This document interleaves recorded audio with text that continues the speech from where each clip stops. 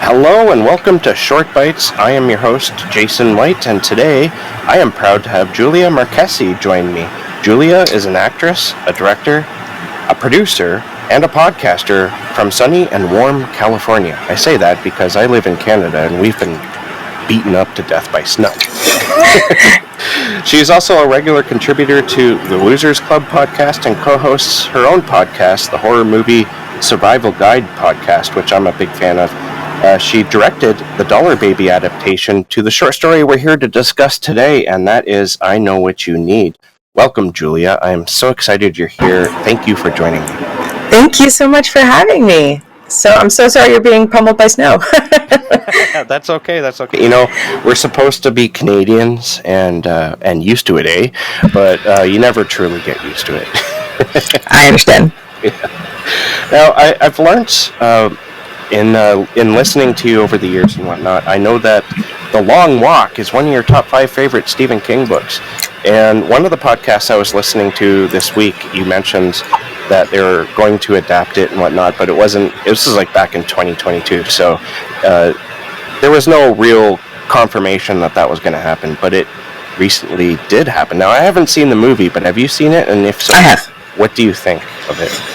I think it's probably the best adaptation of it we'll get, but I think it's there are things that they changed that I'm not happy with. A lot of what they did, they kept it small, and all the performances are amazing, and that's important, but I think they made it nicer and more Hollywoodized, and then they changed the ending. And I know as Stephen King fans, we know that like the ending is going to get changed more likely than not, right? So you go in with that kind of pre-perception. Mm-hmm. But what they changed it to, I'm like, I don't know who that's serving. I don't know why is that more powerful than what's already there? So like this is my thing with adaptations, and I've just been talking on the Losers Club with Welcome to Derry. Is like I'm a very, very hardcore nerd who like I need you to pay attention to the text because Stephen King's a genius, right? Like, and for you to presume that you know better than he does, or to change it in a way that's more meaningful, I don't know. It almost never works, right? You give it like a Frank Darabont The Mist. You're like,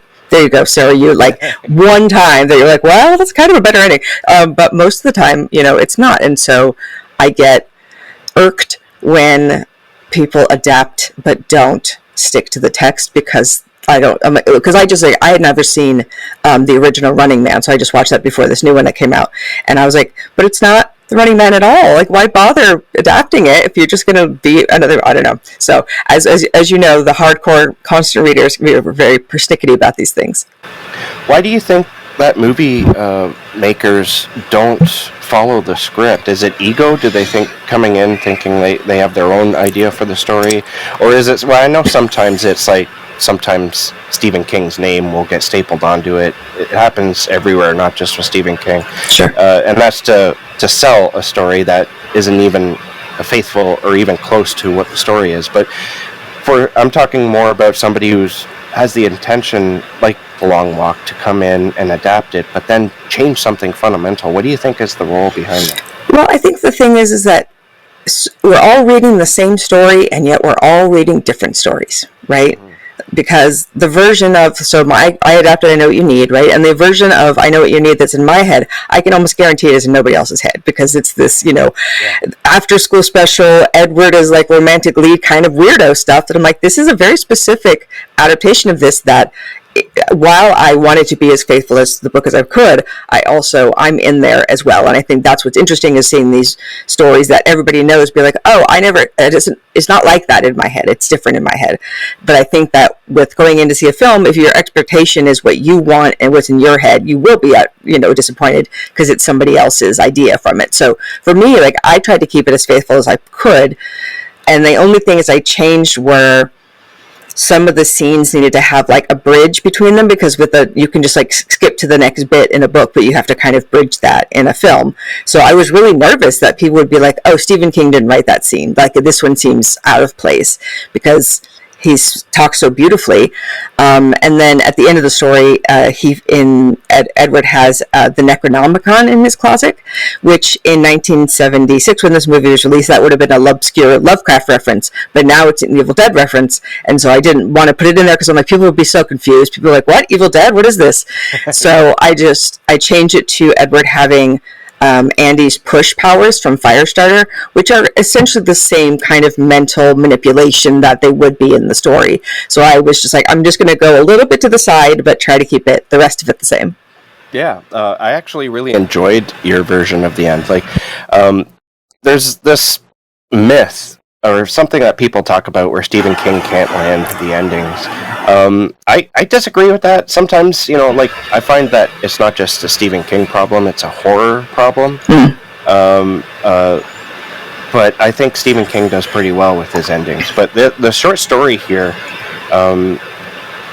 Elizabeth, she just kind of walks away. But in you give it a more, punch in the gut kind of ending. And I think that was much more, it kind of needed to be there. Yeah, I guess that was the one thing about the end. I was like, no, she should say something back. She should be able to say how she feels. Yeah. And so what she says is essentially what I would say in this situation. Like, why wouldn't you just trust me to love me on your own and not have to mentally push me for it? But, she's a kind of a frustrating character because she gets pushed around by Tony, and then she gets pushed around by Alice, and then she gets pushed around by Edward. So, like, she's this, but I think if she just kind of walked away in the ending, it wouldn't have, you needed to have her have a bit of a change, and now we see her becoming a stronger version of herself because of what she went through, instead of like letting it break her. But I think the interesting thing about the story as well is like, what happens next, man? What a crazy ending. What's she gonna do with the rest of her life? What are her and Alice just go back to Alice and be like, I guess you were right. But you also kind of closed the circle of what's going on. You made her do something sort of ritualistic that could very well protect her in the future, whereas, like I said, with the Stephen King short story, she just walks away and nothing's really resolved in that. Yeah, she drops the box into water, into like a river in the story, and we decided to burn it. Okay. To burn it instead. We just, and it's interesting because people have had different ideas, like what that means, and like what is, is he now powerless over her, or is he powerless over everybody? Has he like lost his powers entirely? And if so, what does that mean for him? So I think it's been really interesting because a lot of people are like, wait, I want more from this story. And I'm like, I do too. I think this is a really interesting world to live in. But for me, like the most exciting part of it was shooting in the exact locations from the story. So, it takes place at the University of Maine, and the dorm that we are filming in is Stephen King's dorm from when he lived there. I slept in his room the whole time I was there, which was bonkers. So cool. So cool. Yeah. I'm like, that's hard. That's a bucket list item for sure. And one of the coolest things about it is like they haven't really remodeled those dorms, and I love them because they're very old school. So you see what they would have been like when he was there. It's the same now, and there's built-in drawers in the desks, and people have scribbled like all sorts of Stephen King kind of graffiti on the inside of all the drawers that whoever's lived there. So I think it's like a very special place, and just being in that beautiful library and getting to be like, that's the library he's talking about, that's really, really special. And I grew up in Las Vegas, and all the places he talked about in Maine always sounded so magical to me, like Bangor and Pownell and Lowell, and like I was like, I want to go to those places and I want to see what this is like. So for me, the adaptations that work the best are the ones that are shot in Maine, because I think that's a kind of a flavor you can't replicate, to me, outside of it. And the people, everyone was so nice, and like it was really, really beautiful. We got to like live on campus for a week when all the students were gone, and had this dorm to ourselves, and it was like this fairyland of filmmaking for a week where we all just felt really, really happy and really passionate about what we were doing. Yeah. And this being a dollar baby, you had a 45-minute time limit for the shorts. And mine is 44:59. Yeah, that brings me to that question. Mm-hmm. I noticed it was like it's pretty much spot on. Did you have to cut a lot? Not too much, because 45 minutes is an absurd length for a short, right? Because it's way too long to be a short and too short to be a long. So like it's in this middle bit. But I also knew I'm probably not going to have the chance to ever do this again adapt Stephen King, and if I'm going to do it, I'm going to do the version I want. And also part of the contract is you have to send a copy to him to watch. So it's the version I want to see and the version I want him to see. So I was like, well, I was not in as many festivals as you would, because I had everybody like, you have to make it under 20 minutes. And I'm like, I can't do it, man. Like, I can't faithfully do the story in that time. So also it's supposed to be like an after school special, which are also 45 minutes. So I was like, I feel good about this. It's fine. And I think it played in a lot of places. I was very excited about it. It premiered at the Maine International Film Festival, played at San Diego Comic-Con. It was just like a really, because you have these limitations and you're like, but it's interesting that they give you this very like specific, nonprofit, non-broadcast, 45-minute contract stuff. But as far as the creative side of it, they don't give you any input at all. So I could essentially take a part of this story and spin off into something else if I wanted to, and there's no limits. And I think that's kind of cool too, because I think why he wants people to send the stuff, he's like, I understand. If I was him, I'd want to see what people do with my work as well, because I can guarantee you the version of I Know What You Need in his head is not the one in mine. So I think it must be so fun for him. And I'm sure painful as well, like as many film adaptations get it wrong, and like that. I don't know. I'm sure he's over it by now. Honestly, I thought yours was pretty much spot on. I absolutely loved watching it, and thank you for sharing the link so I could watch it. Yeah, if you do want to see it, you can message me. But it is Stephen King actually made a really nice exception for my story, and he's allowed it to stream on Arrow's player. So if you don't have that streaming service, you can get a 2-week free trial and watch it there. There's a lot of really cool cult and horror films on there, and mine is one of them. So it was really nice of him to make that exception and allow it to be streaming. So I take it because I know he watches them, take it he enjoyed yours. I mean, I have no feedback from him. I know he saw the trailer and he thought the trailer looked great, but I assume if he didn't like it, he wouldn't allow it to stream publicly, is what I guess. So that's my only confirmation I have, that I thought that he thinks it's great. Now, I kind of noticed something while watching it. Okay. And there's a scene where Eddie is waiting for Elizabeth during her exam. He's standing outside smoking a cigarette, and a woman, she walks out of the building right before Elizabeth does. Now, is that you? Did you make a cameo? It is. That's my Hitchcock cameo. You just got to get in there. Now I exist in the Stephen King universe. I remember I was watching it, and I'm like, hey, is that Julia right there? I went back and I tried to zoom in, and I'm like, I think that's her. Yeah, very, very, very astute. Awesome. I'm glad I caught that, because it's like you don't always notice those things. I mean, you always notice when Stephen King makes an appearance in his films, because he's kind of unique looking, and he just pops out, right? And he's also very famous, so yeah. I also enjoyed the set design. I mean, you take us right back to the 70s, from the sheets on the beds to everything. Now, I've noticed you, like, I watched a lot of your TikToks and that, and when you're talking about horror movies, you tend to wear dresses and whatnot that are very 70s centric.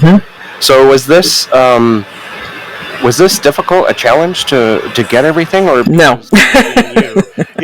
Being you, it was easy to find like all the bed sheets and the carpets. Half of the stuff in the dressing of the rooms was from my house that we just like shipped off my walls into that room. But then also my production designer Jennifer McComber was amazing and went to all these different prop houses and got some really cool 70s stuff.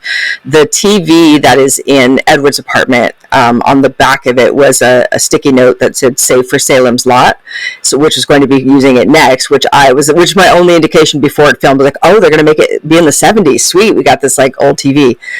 But we just had these. It was cool to go to the University of Maine and try to find rooms like there, because we're 1976, right? So like the part of it is an aesthetic choice, because I can't imagine myself ever making a movie that's just modern. I'm not really interested. I would prefer to have it be 70s and groovy if I can. But also, if this movie took place now, it would fall apart, because if she sees this guy and she's like, oh, easy, and she Googles him, and then you're done, right? Like, what do you do with that? So you would have to change the story almost entirely if you were going to set it in the modern day. So I decided to set it in 76, which is the year that the story was published in Cosmopolitan magazine. And I think I like it. It's groovy. The best compliments I've received have been people who said it feels like Stephen King, but it also feels like you. And I'm like, that's exactly what I want. And if I achieve that, I feel really good. Well, that brings me to a question, because like I said, I think it's a great adaptation, and I feel like you were very honorable to the source material. I mean, you got lines in there from the story and everything, right? But what did you do to make it your own as well? I think it's just the point of view, because I don't think that, I would say, almost nobody who reads the story looks at it the way I do, because so the story opens with a description of Edward, right? It's like, oh, he's got, his hair is unkempt, his glasses are dirty, his socks aren't matched, he's wearing this too big fatigue jacket, and then the way he described it, because so on Horror Movie Survivor Guide we talk a lot about the cute boy killers, which is my absolute downfall. So like a Norman Bates type, right? Like, oh, he's so cute, and then like he's terribly going to kill you. That's kind of how. So I read that description of Edward, and I was like, oh, hello. And so for me, going through the story, it was really being with riding along with Elizabeth, and like, well, what exactly, how it's a Stephen King story, something's going to go wrong, but maybe it's not that bad, and of course it's that bad, but like to have him go in my story, my version is like he's like a super nerd at the beginning, going into a romantic lead in the middle, going into kind of this monster at the end. But the thing that I think is so interesting about Edward as a character is like has these tremendous powers, but is such a fuck up that he can't do it right. Like he's like just gonna get caught, like he's just like, he doesn't think about what he's doing. He doesn't plan very well. And I like that about him. I like that he's just kind of messy. And I think that most Stephen King powers, that you see is like Firestarter or Dead Zone. They're like these like huge things they're doing with it. And this is like, he just wants this one girl to fall in love with him, and he's going to like use his powers to do that. And I think there's something really pathetically romantic about that. But then also like, what's his end game? Because if he gets what he wants, then he's kind of like stuck in his Edward nerd character persona forever, which at the end is real. Like that's not really who he is. He's just like putting on this act for her. Like you just your plan was to just like be this person you're not forever. Like you'd be, I don't know, what is he doing? I have no clue. Yeah. But I think Will Champion does such an incredible job of being all of those versions of Edward very well. Absolutely. I thought both the main characters, the actors who played them, Caroline Goldenberg and William Champion, they were both awesome. Was it hard to find them? Because they really took on the characters, and they did like so many nuanced things that if you watch really closely, there's some very good acting going on. Yeah, I worked really hard. I'm an actor as well, and so casting for me was so fun because I started out kind of doing Actors Access stuff, which is, actor setting and stuff, and that wasn't getting, because I had originally really wanted to cast only people from Maine, and it was just not possible, so I kind of did like East Coast. So honestly, what I did is I emailed every East Coast college and asked them if they could forward this casting notice to their drama department, and like Columbia said yes, and Yale said yes, and Syracuse said yes, and so all of these college students sent in their stuff, and that's how, so Will and Colin, who plays Tony, they both went to Syracuse. Giovanna was from Yale, and Caroline was from Actors Access. So but I really, because this movie is just 4 characters, there's not like it's not like a huge bloody Stephen King like you would expect. Like it's really low key, which I like about it. So if I didn't have the right 4, it wouldn't work. But the interesting thing about casting was that there were so many incredible people who auditioned who I'm like, Elizabeth could be this version. This could be Tony, like they're just different versions of that character. And I guess as an actor, it's always frustrating when you get rejected, but now I really understand it. Like there's nothing to do with you. Like you're great. You're just not exactly the version in the person's head that they want. So really interesting. And yeah, I think all 4 of them do. And Tony coming in, silent but great with his montage and his glasses. And his glasses, yeah. And that VW bus, which there was an incredible man named Gus who lives in Bangor who allowed us to use that vintage bus. He put 70s plates on there for us. He helped us drive it, like the whole bit. It was really, really cool. I like the writing too, because like you mentioned the glasses, there's 2 sort of inside jokes that are created within the story itself. One being the mismatched socks, which is mentioned in the short story, and then the glasses. I found both those things come up later, and you can't help but chuckle. Well, as someone who wears mismatched socks myself, I get it. I understand. And like if him coming in bringing ice cream, I'm like, come on with that. That's too cute. Too cute. With the ice cream running down. I mean, that happens, right? Especially when it's humid outside. The ice cream goes down your fingers, and it's just uncomfortable. Now, do you remember when you first read this story? And if so, what was your very first impression of it? Yeah, I read this. So when I first started reading Stephen King when I was about 11, and the three big ones were Carrie, It, and Pet Sematary that really blew my mind. And then Pet Sematary, the film, really got me into both Stephen King and horror and on that track. So I had read a lot of his books, but then I realized a few years ago that I hadn't read the Dark Tower series. And I was like, well, everyone, he himself says it's his master work, so why am I not reading this? So I started reading it, but then I realized that he has this multiverse that exists, that all of these books are kind of connected in a way. And I was so in love with the Dark Tower series and I could see where it was going that I wanted to get every single reference. So I stopped and decided to read everything else that was connected to the Dark Tower. And as I got deeper and deeper, I realized everything's connected to the Dark Tower. Yeah. So I ended up reading everything that he's written. And so it was within that, swath of reading stuff. And it really was, as I said in the description of Edward, it was like, oh, this is a boy that would, if a boy like that came up with ice cream for me, I would be toast. And we joke about it on my podcast. I'm like, it's probably my downfall. Like, it's funny now. It's not going to be funny when it happens. When you disappear.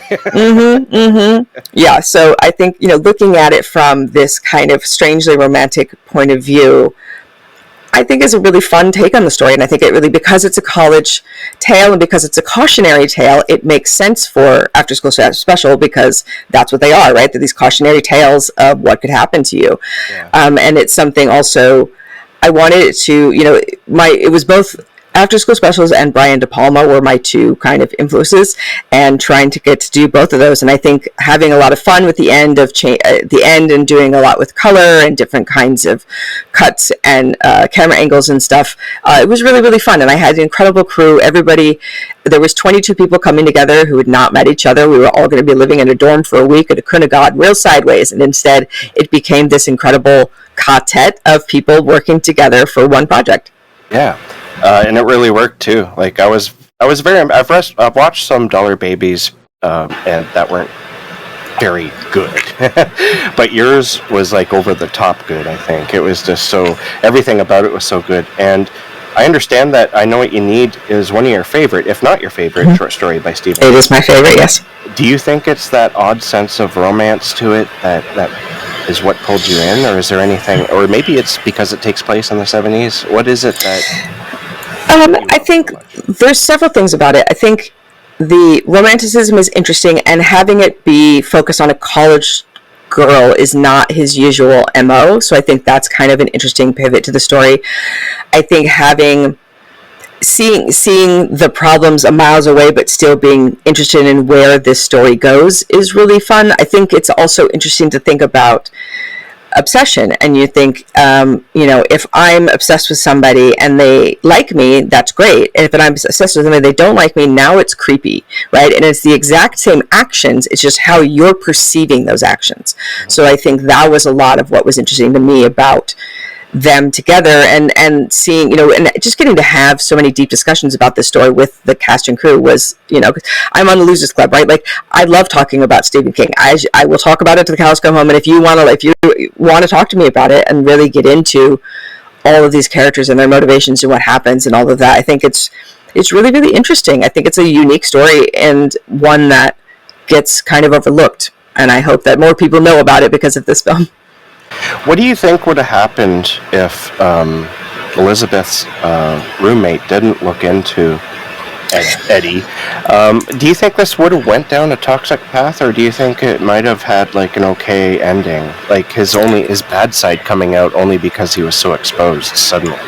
Yeah, I remember once on set, Will, Blaise Edward, was like, if he had just pushed Alice once, like, stay away from us, it would have all been fine. But he doesn't think to do it. And this is this thing, like, he doesn't have the kind of mentality you need to make something like this work. I think if she hadn't said anything, I think they probably would have been together for a very long time, because I think he's completely mentally manipulating her. But also, if you think about it, if you had a partner who knew everything you wanted all the time and were always catering to what you wanted, who could resist that? I don't feel like anybody could. So I feel like this is a really, you pull back the curtain and you see what's really happening, and it's horrifying. But I think Elizabeth probably she's so mentally pushed. I don't know if she ever would have realized what was going on, but he maybe because of his fuck upness, he would have blown it at some point anyway. Yeah. But as I said, like, he's going to live in this persona that's not him. So I don't know what his plans were not not real good. No. But, well, the story is sort of, it discusses what relationships are kind of like, in a sense. You always have, not always, but there's always that relationship where there's a lot of gift giving. Mm-hmm. And it's always the things that the person wanted, right? Yeah. It is a form of manipulation, to a degree. Sure. I think maybe it's maybe taking on the darker side of that, this story. I mean, because you're using the Necronomicon and sure. and whatnot, right? Yeah, that's pretty dark. I picture if they did ever move in together, it'd be like, you have to stay away from my closet.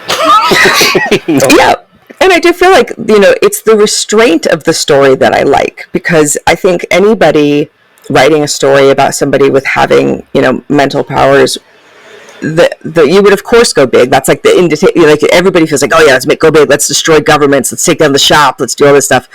Like, if you use it for something small like this, I think that's also a very interesting way to look at this. And I think it's an unusual type for him to have such restraint in his stories, I guess. Yeah.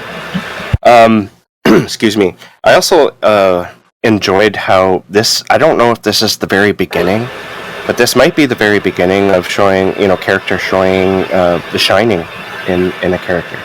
Mm-hmm. The sort of, this, because there's similar things that happen, like the nosebleeds and whatnot when they use their power. Yes.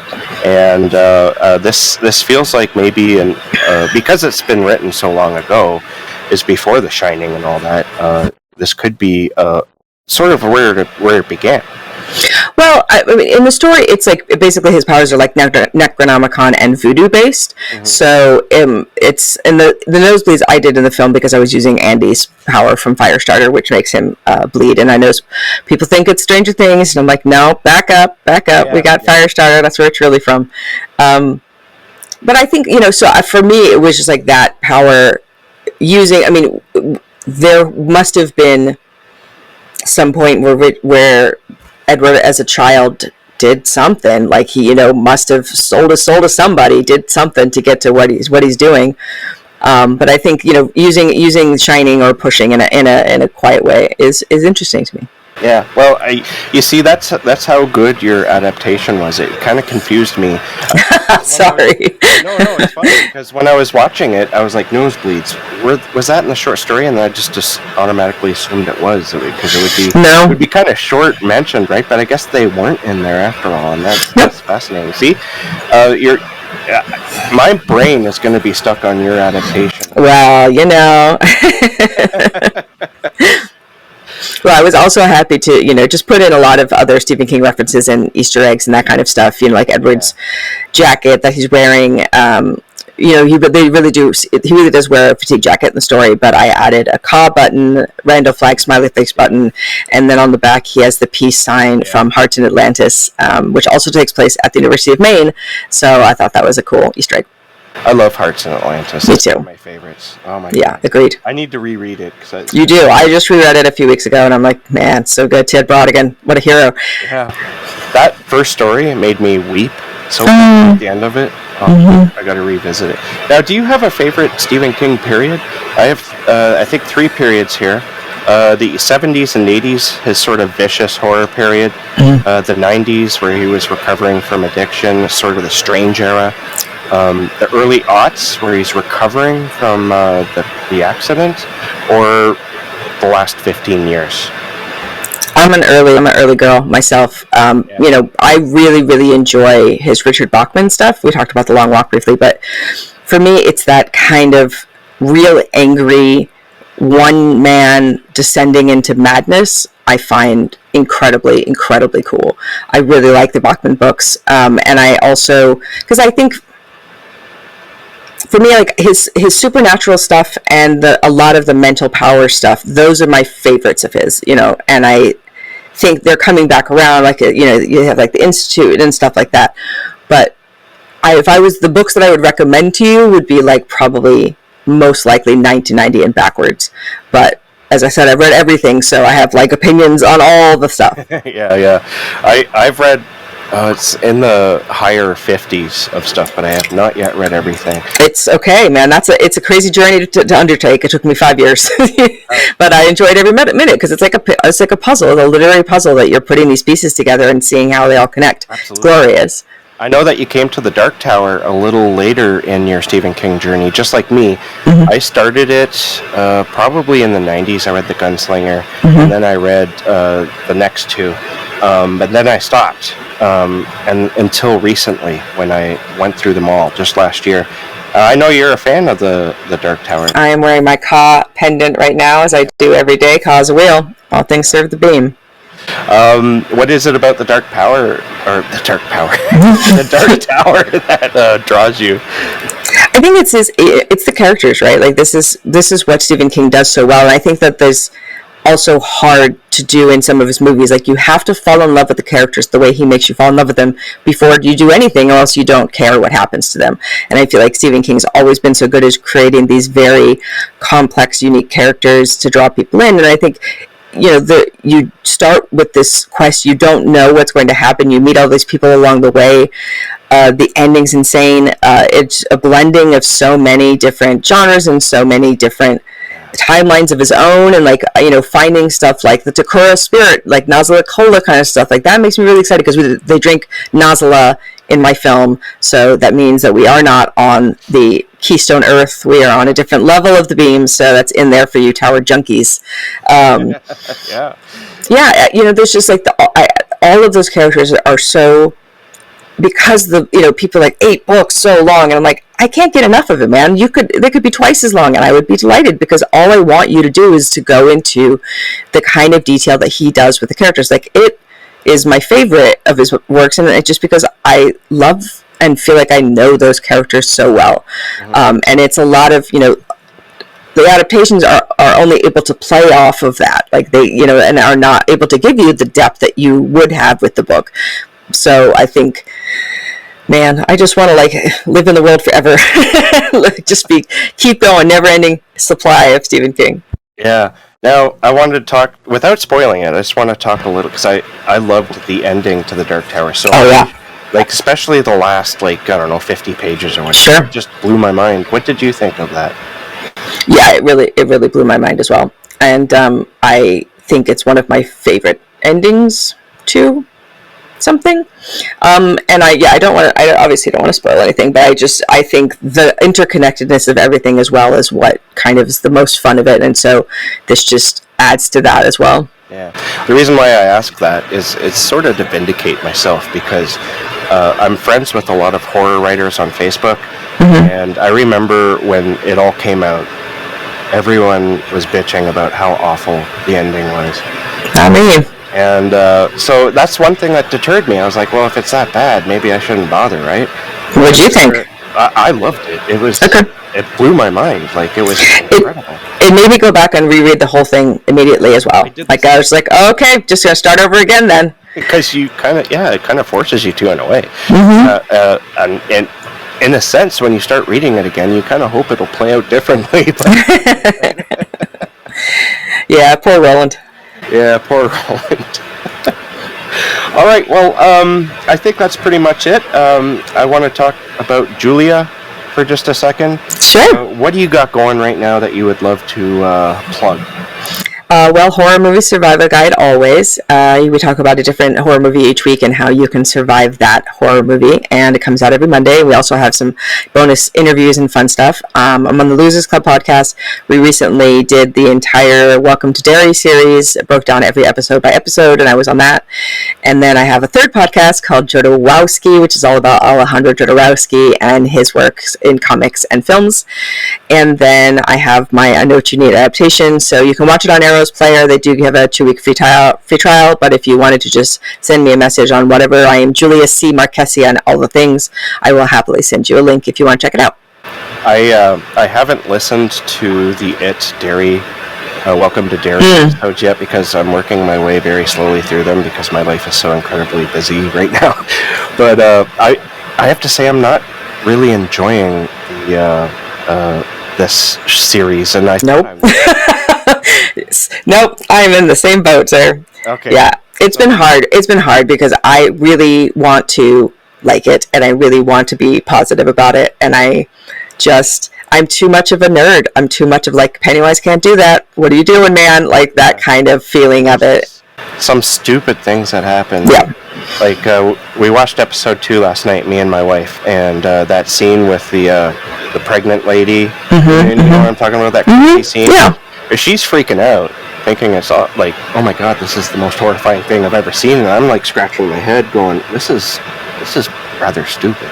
Well, I think you need to listen to our coverage because it's really interesting because there's 4 of us hosts that are doing it and we have varying degrees of liking, disliking for the show. So you're really getting to get every angle from it. Yeah. And it's hard for me to talk about something because I, as a filmmaker, I know how hard it is to put together a movie, right? I don't want to, or a TV show. I don't want to ever disparage anybody, right? Like I know what the effort is that goes into it. So I don't want it to be like, just sucks, because like that's not what it is. I'm just like, they're making choices that I'm not appreciating, but it's also for some people, this is going to be their introduction to this world. Absolutely. But there's a feeling of kind of marvelization of it a bit that I was getting nervous about Pennywise, so we'll see. Yeah. I'm not impressed, but like I said, it looks great. It's well made. But yeah, all right. Well, I want to thank you so much for coming on. It was such a pleasure to talk to you. And thank you so much. And long days and pleasant nights, Gunslinger, always, right? Right back at you, and thank you so much. We'll talk to you again soon. Bye-bye.